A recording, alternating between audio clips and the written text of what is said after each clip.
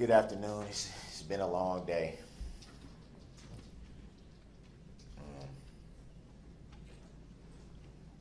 First off, I'd just like to start by letting you guys know that it's a lot of information that you guys should be privy to, I believe. And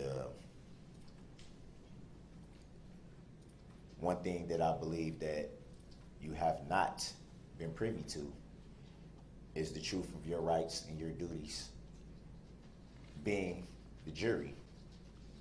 The fact that you and you alone have the power, not well-prepared DAs with well-prepared and clearly rehearsed speeches and exhibits and a lot of theatrics. Frankly, not the judge. You and you alone have the power. You and you alone decide what is truth and what isn't truth. You should be informed that you have the power to nullify any law that you don't agree with. Objection. Move to strike the statement. Sustained. Objection. I will strike from the record the last statement made by the defendant. The jury will disregard it. Which is clearly what I've been saying. I believe that not only is it fair, but it's essential that you be privy to all knowledge, not knowledge that certain people feel that you should hear and shouldn't hear, disguised under the color of law.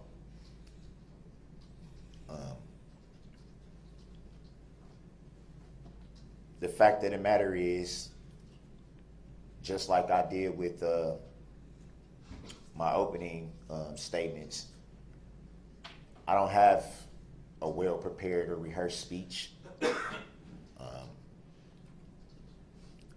I didn't look in the mirror and say certain points to myself over and over again to make sure I have them right or anything like that. I've chosen to speak from the heart in my opening statements, and now I'm going to speak from the heart.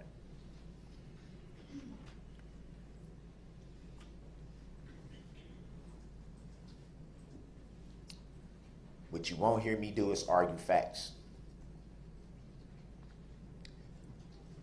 And the reason you won't hear me argue facts is because I believe that it takes away from what should be recognized. The tragedy of this event, it should be recognized. Trying to argue facts of this, facts of that, I'm not going to waste your time doing that.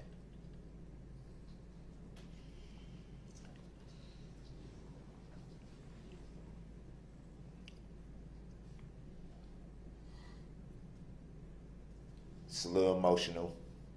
I apologize for the long pause.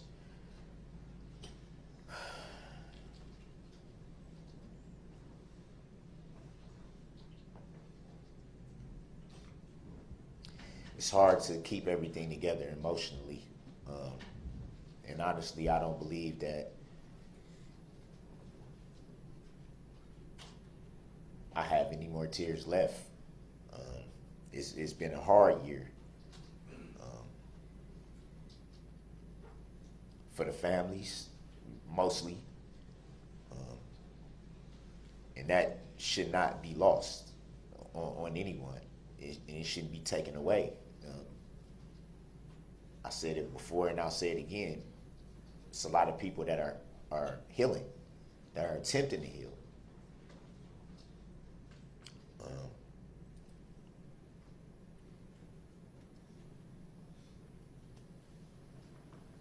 That opens the door to talk about forgiveness for a little bit. With every healing process, there comes a forgiving process. It's not an easy thing for anyone.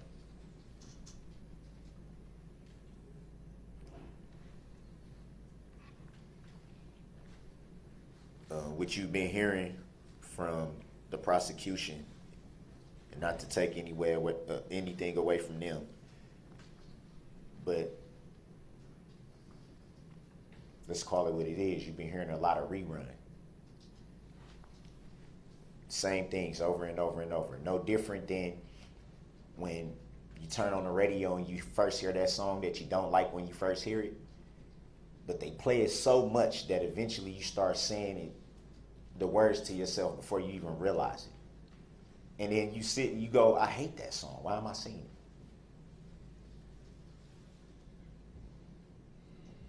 That's what's been happening. Rerun. Over and over and over and over and over and over and over. Attempting to make things stick in your head that simply aren't true.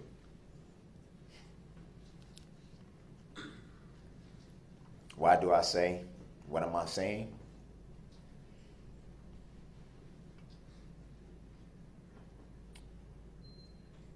I say, look at the testimony. You know, the thing from the prosecution here has been intent, intent, intent, intent.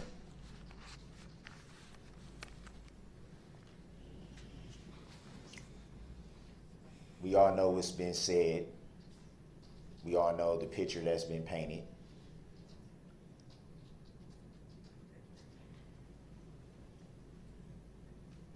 Even the prosecution said themselves. How can you look in somebody's head and say, this is what they intended to do?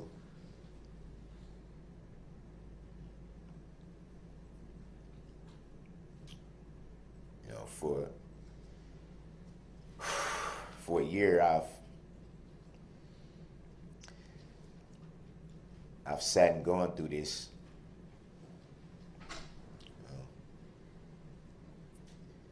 Feeling so powerless. You know, letting other people run with the narratives.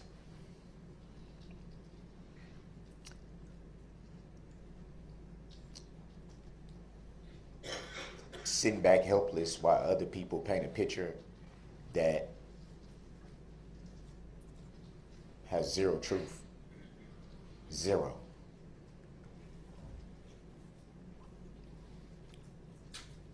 I understand about healing myself, tragedy, pain, all that. A lot of it, there's no need to get into.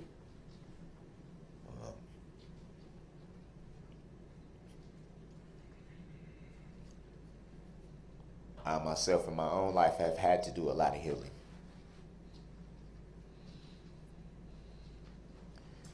As a man with children myself,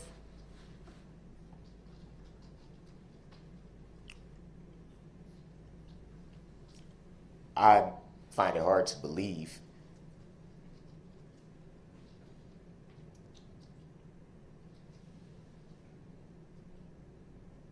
that anyone who's really had conversations with me, spent time around me, would think for 1 second that this is an intentional act.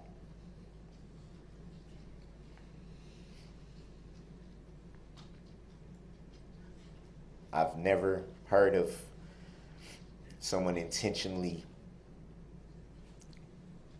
trying to hurt someone while attempting to blow their horn.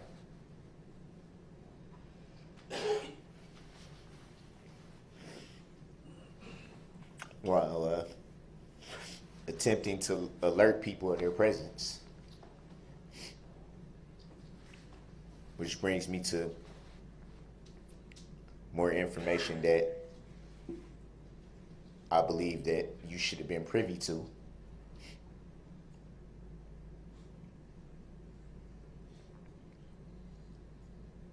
And I'm sure that the prosecution will beg to differ. But the fact of the matter is,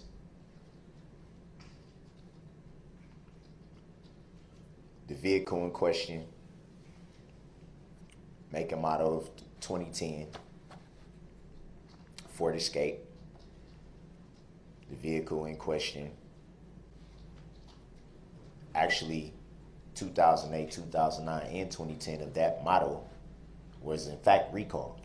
Objection, misstatement of the facts, facts not in evidence. Was in Improper fact- argument, Your Honor. Sustained. Was in fact recalled. Was in fact a class action lawsuit against Ford Objection, for those facts not model in evidence, for Your those Honor. model vehicles. Sustained. The jury will disregard. Information that you should have been privy to, that you weren't allowed to be privy to. Why? I don't know.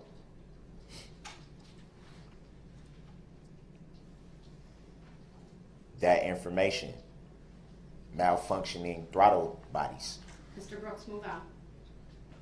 it's information that you should have been privy to.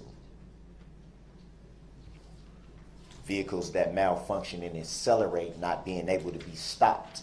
Objection, that is It's completely information- inaccurate, it's Your Honor. information- There's an objection. Hold on. Strike. Go ahead.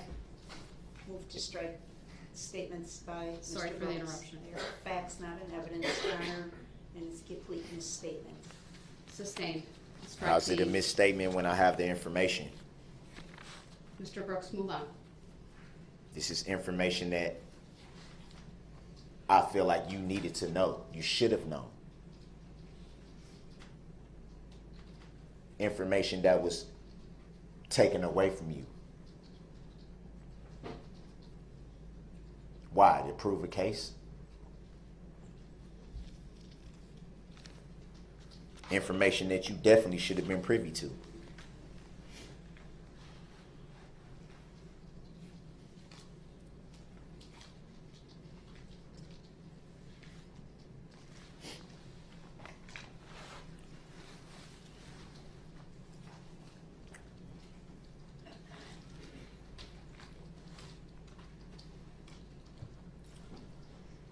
DA says the defendant has an utter disregard for human life. Utter disregard for human life.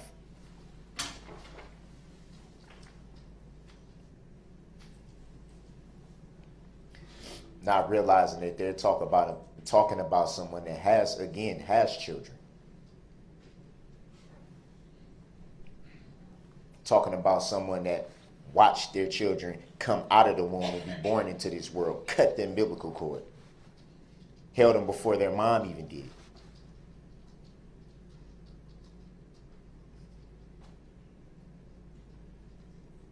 Moments that I'll never forget. And yet they say disregard, utter disregard for human life.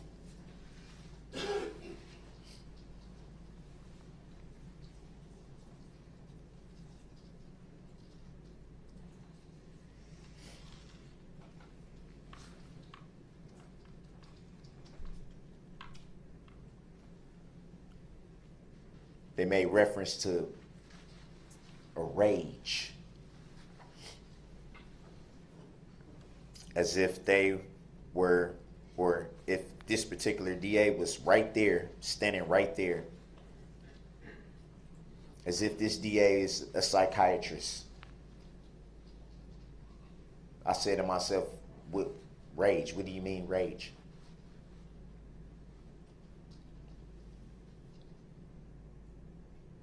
How can you characterize that?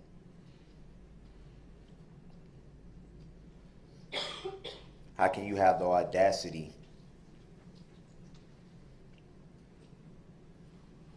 to diagnose what someone's brain is?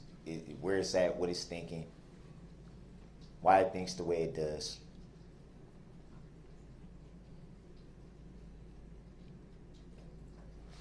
DA makes references to blocks of no one being injured, but then says it's intentional.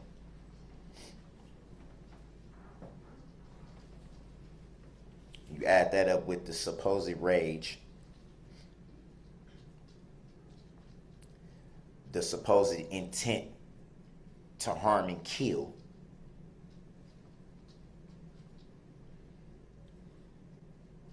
and it doesn't kick in until well within blocks.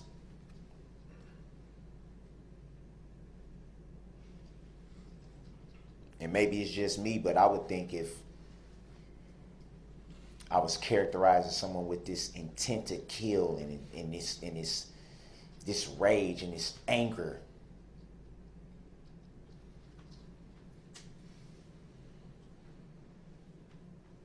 then why weren't people immediately harmed? Why was someone with intent to kill and rage try to alert people of their presence, repeatedly honk their horn? You heard a detective, if you recall, testify that the vehicle that he observed was not only honking his horn, but was not speeding. So where does this rage kick in? Where does this insatiable intent to kill kick in?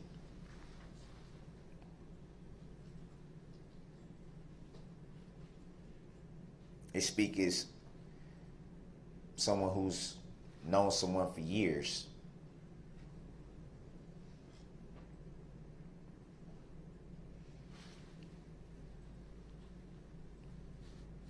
Which brings me back to the vehicle. What if the vehicle couldn't stop because of the malfunction? Objection, fact, not in evidence. What if the driver of the vehicle was unable to stop the vehicle?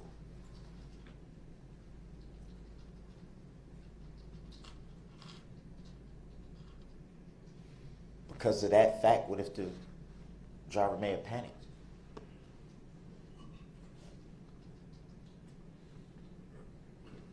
Does that make the driver a crazed, or not crazed, a rage? Does that make the driver in a rage and intent on killing people?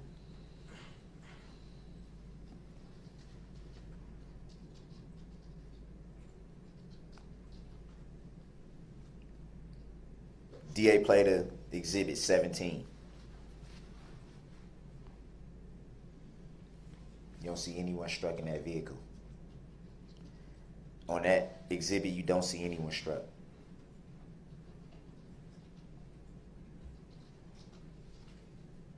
Was someone who had this intent to kill,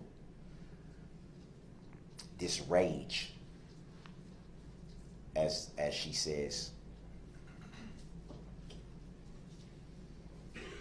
If that was their intent, wouldn't they have taken the opportunity to hit as many people as they could? Target people, mow down people.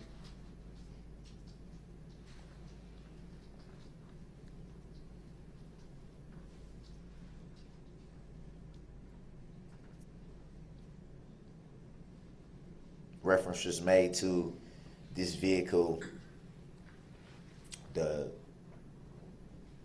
damage.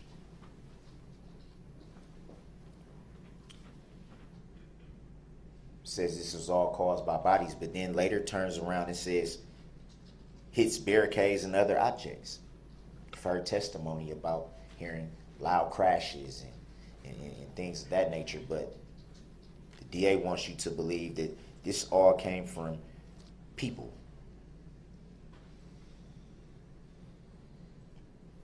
Evidence doesn't support that.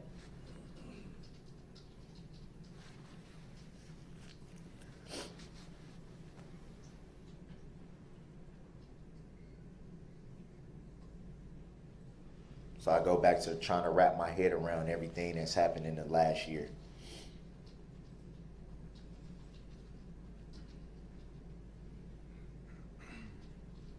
Praying for those families, praying for the people that tragically lost their life, because that should not be lost either. The fact that there was lives lost, and all the emphasis has been put on the alleged defendant, and the people have been disregarded.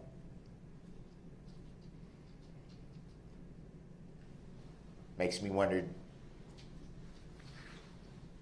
does the DA even care about those people?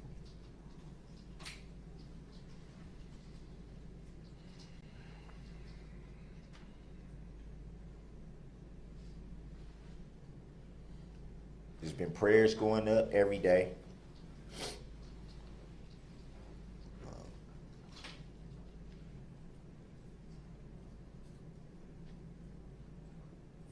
It's been suffering on both sides.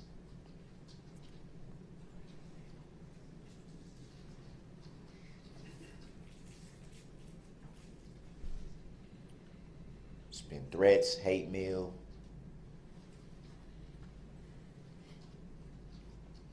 Because of the narratives that's been put out there. The misconceptions that have been put out there. The lies that have been put out there. Lies that have caused my children not to be able to go to school. To be bullied. For my mother to have to leave her home and stay at a hotel because she's afraid for her safety. Because she gets hate mail shoved through her mailbox.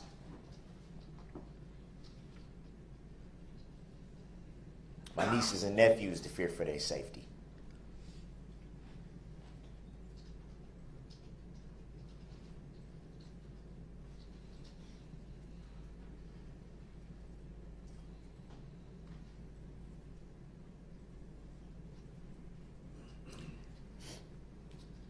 And what's been equally hard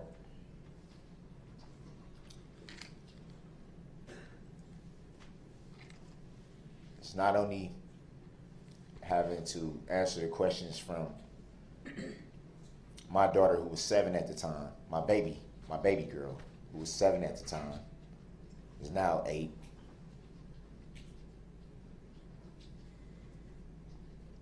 Attempting to answer her questions that she's asking and still continue to shield her from what she sees, what she hears.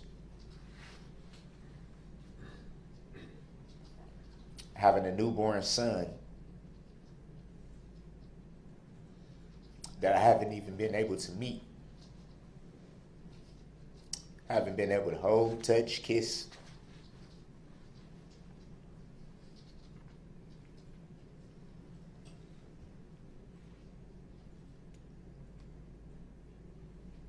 Having to navigate everything that comes with this whole situation.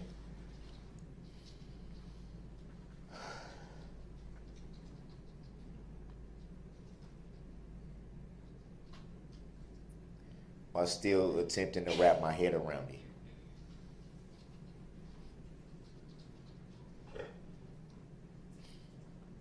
I can't honestly say how many times I've sat in my cell, especially during lights out, alone, where it's just you.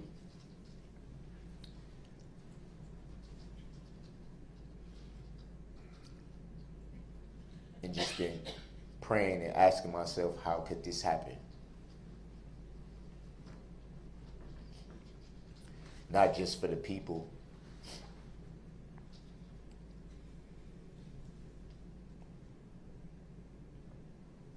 but for everybody involved, the community too. How could this happen? How?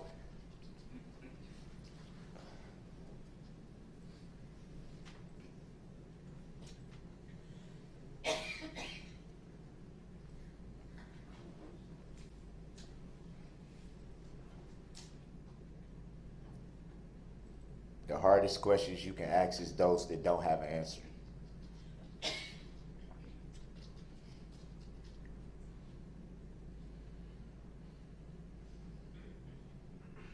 No matter how much thinking you do, no matter how much you try to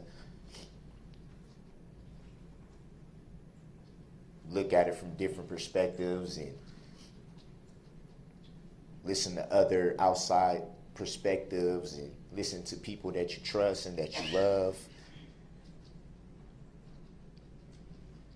still coming up with nothing.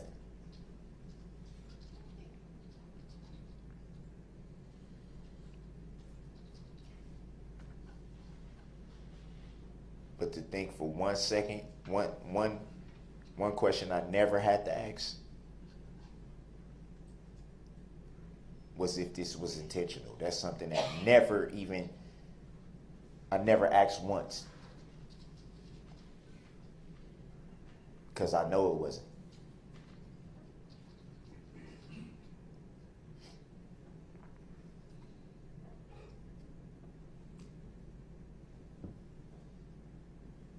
As a matter of fact, it never even crossed my mind to even attempt to ask myself that, because I know it wasn't.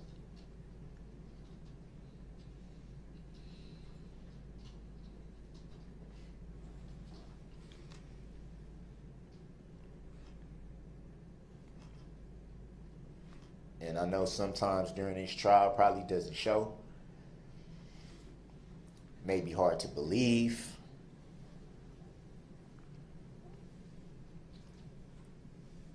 But trust me when I say no one outside of the families that had to go through this, no one's heart is more in pieces than mine.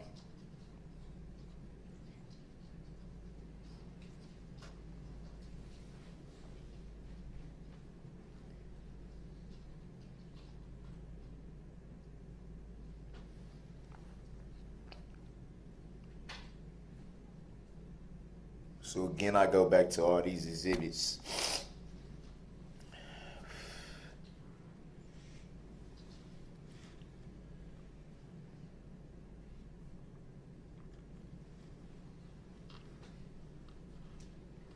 Go back to everything that's been shown, everything that's been testified to.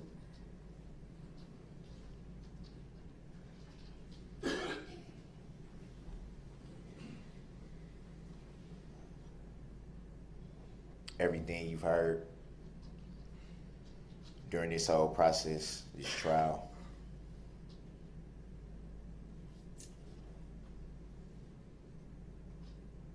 And again, I say the same thing that I said earlier. Same thing I said in opening statements.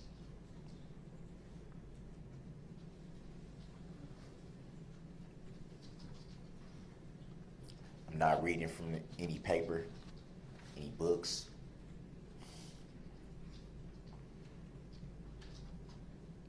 Everything you've heard in opening statements, everything you're hearing now is from right here. Everything.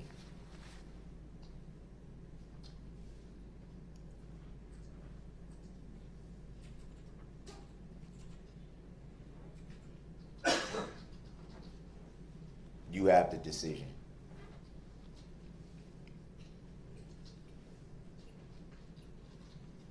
You and you alone. All of you. You have the decision.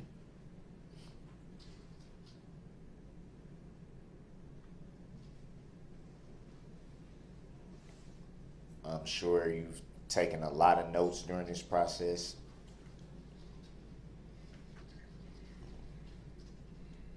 Some days are longer than others. A lot of movement in and out of the courtroom for various reasons.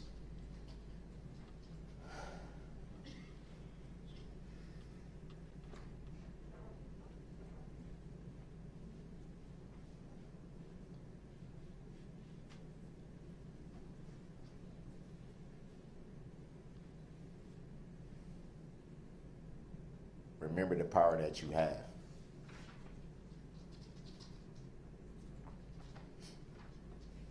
Don't for 1 second let it be taken away from you.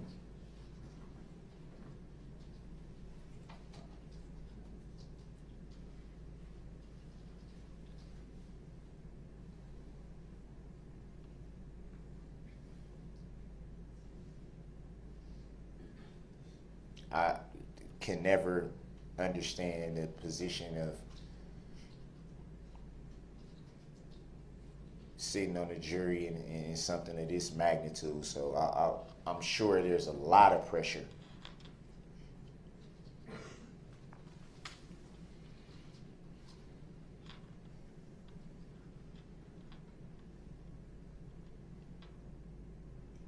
I pray that the right decision is made.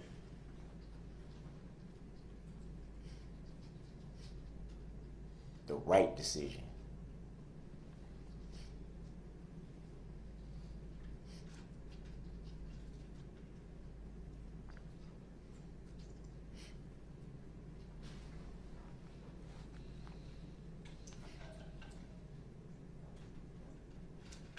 It's almost like that a message, well, not message, but that writing when we're in our vehicles and we got that rearview mirror and it said things are closer than they appear. But it's also another way of saying sometimes things aren't as they appear.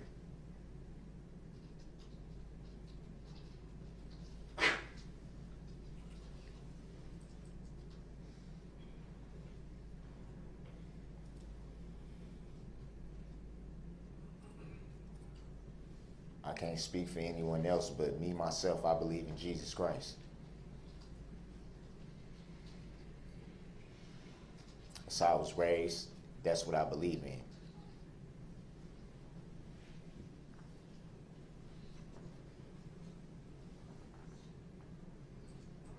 None of us are perfect.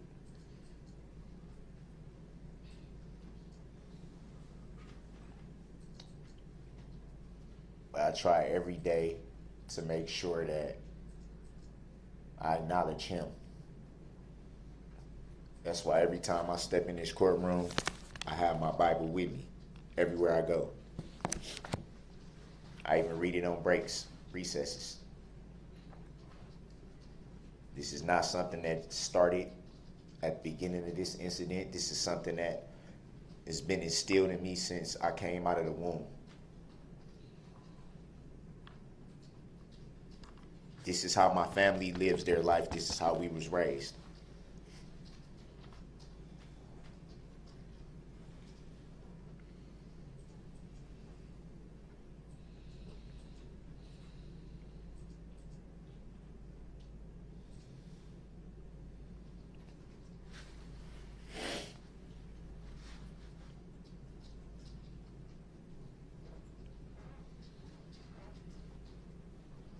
For whatever mistakes that I myself have made in my life, I've made peace with God. Made peace.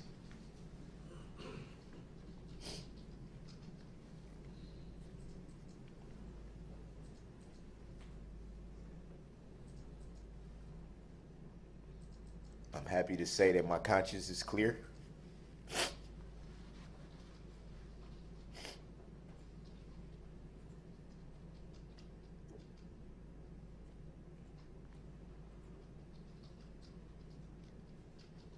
And because I believe, I trust him with my life.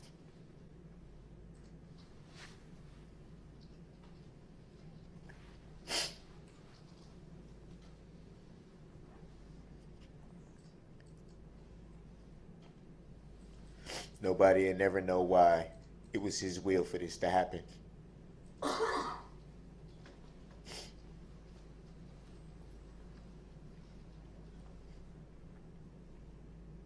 A lot of lives were changed that day, mine included.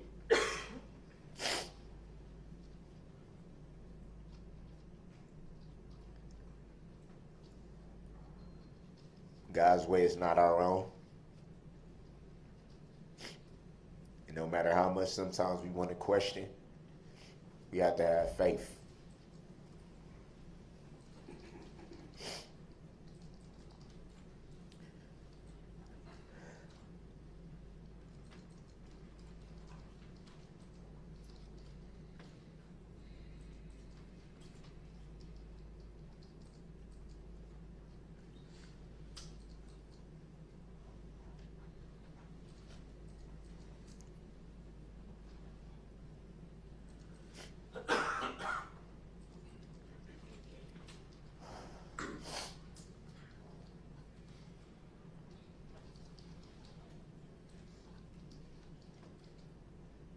Look inside yourself.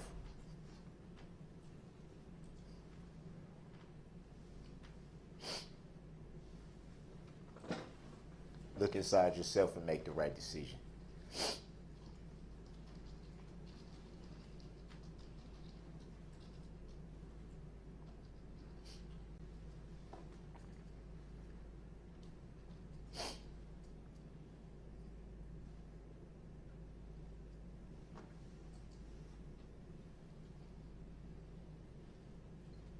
Look inside your heart.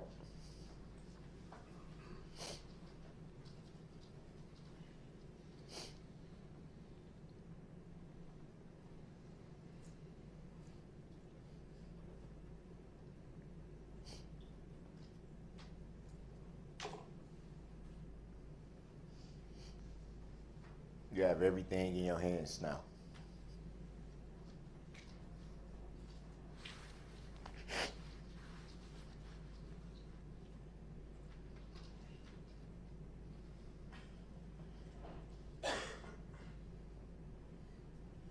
Everything.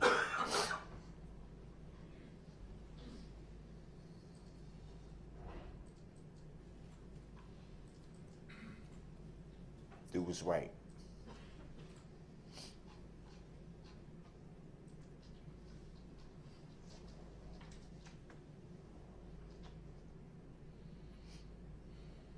Do what's right.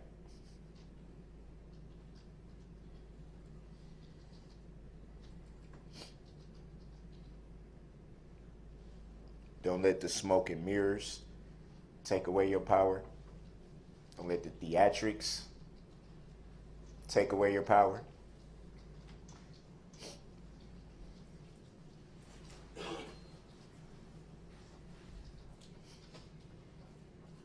Each and every one of you has a decision.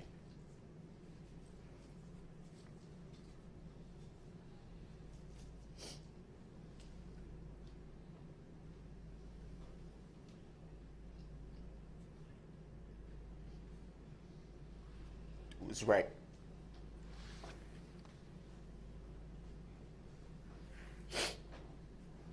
Make the right decision.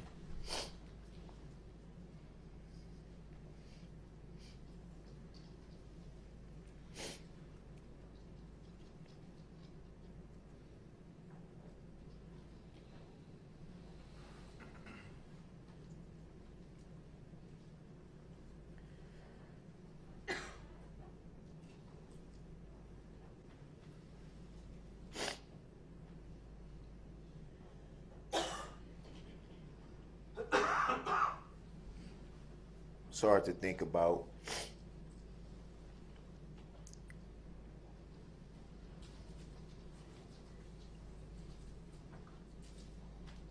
my younger kids getting older and at some point having to explain everything to them.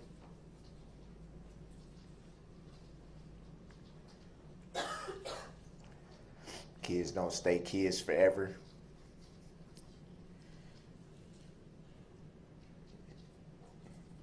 And nowadays, kids is frankly a lot smarter than we were when we was kids. I'll tell you that much.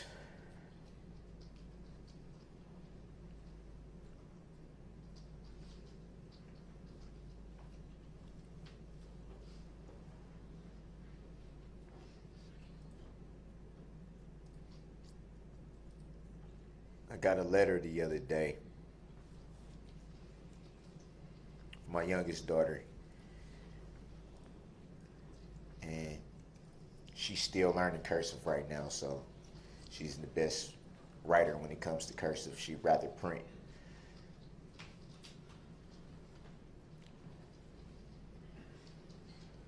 She said, "Dad," and this is from the letter. She said, "Dad, why are people saying all these mean things about you?"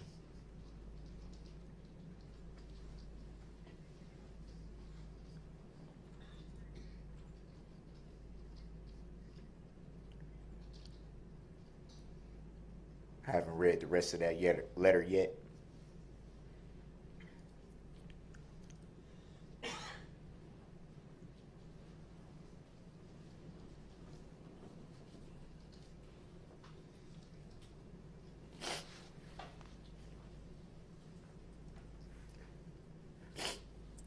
The rest of that sentence said,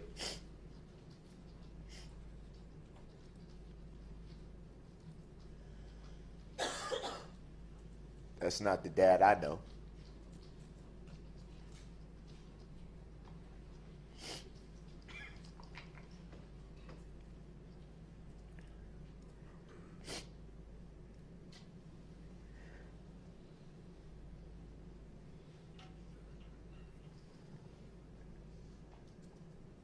Throughout this year, I've been called a lot of things.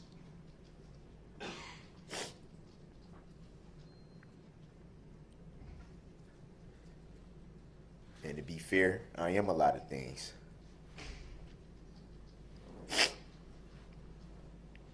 murder is not one of them.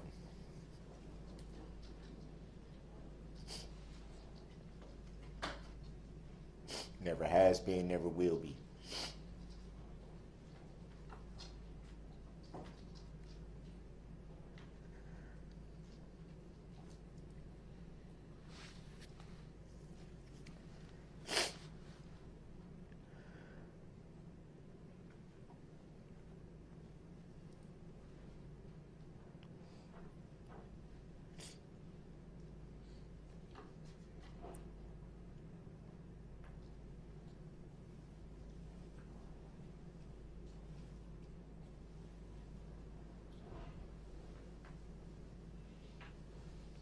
So before I close my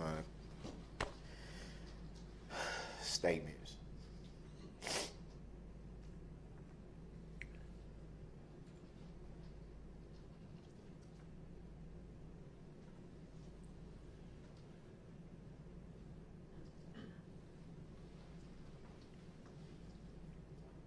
I just want to say, open your hearts.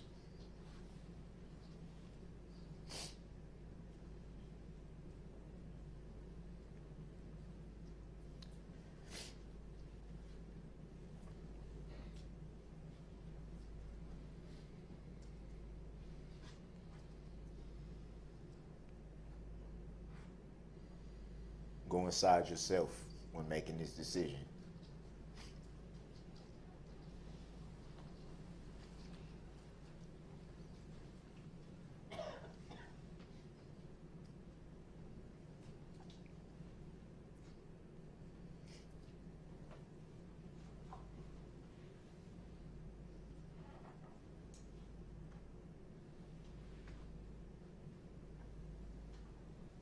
Have no fear.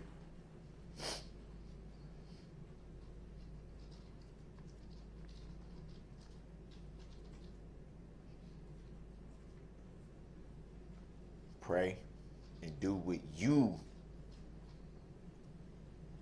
know is right.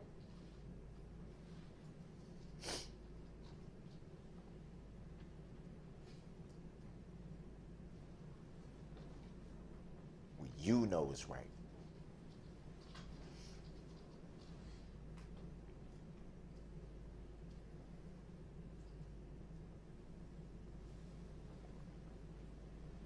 Think about everything you've heard. Think about everything you haven't been privileged to hear.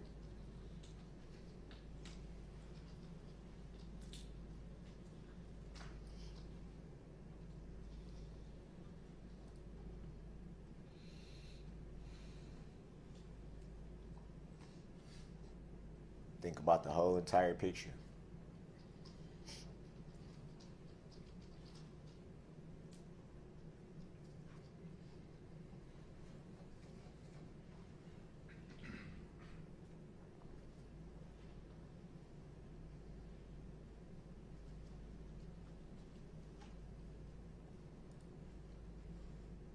And above everything,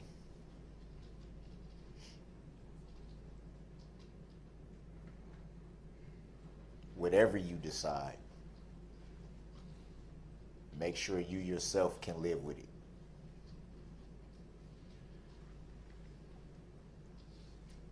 Make sure you can live with it.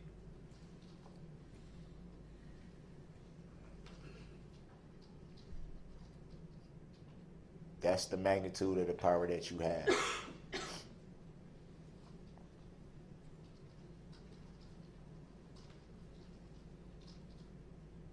Just like this tissue is in my hand, this is everything. You have everything.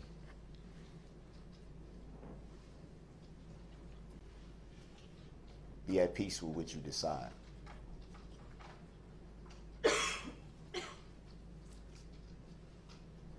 Have no regrets.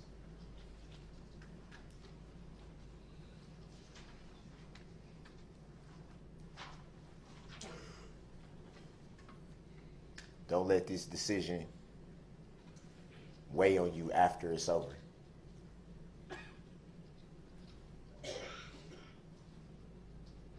Hopefully we got a lot of living ahead of us.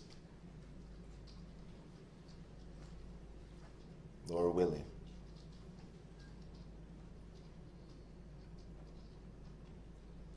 Don't look back and kick yourself in the behind.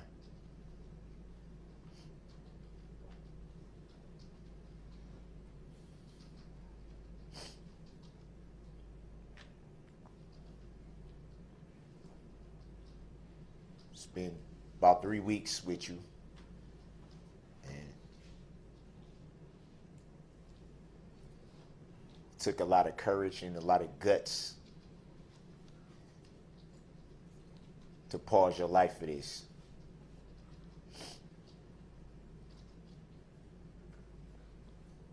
To put important things on hold, to basically stop your life. You should be commended for being able to sit up here with this amount of pressure.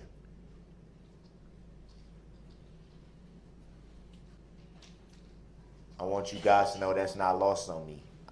I'm sure it's a lot.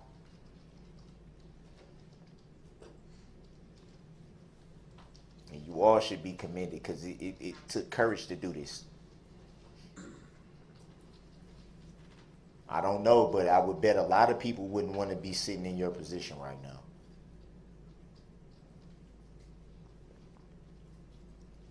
And you guys had the guts to do it.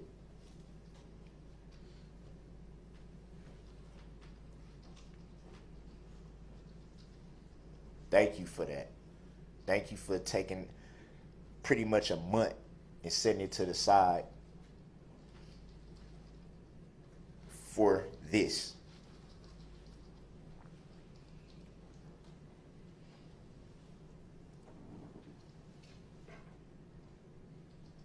I know it's probably not proper, but you guys deserve a round of applause if you could get one.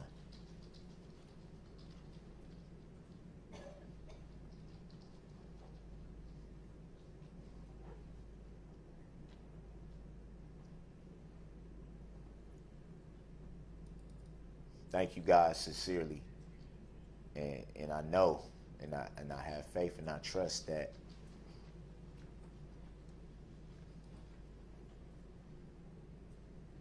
you guys know what's right. Ladies and gentlemen, I don't think it's fair to just say guys, but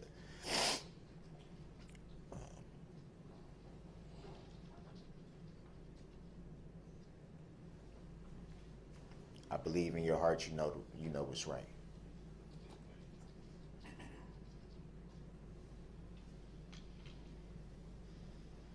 Thank you.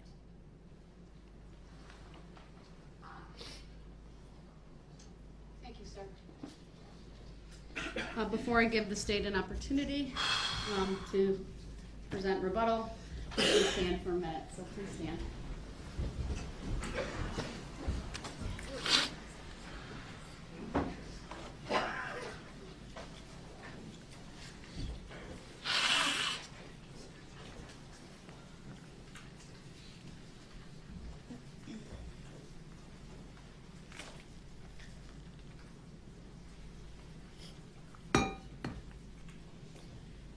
All right, have a seat, please. And Attorney Opper, I did time both closings. You have 13:28 left.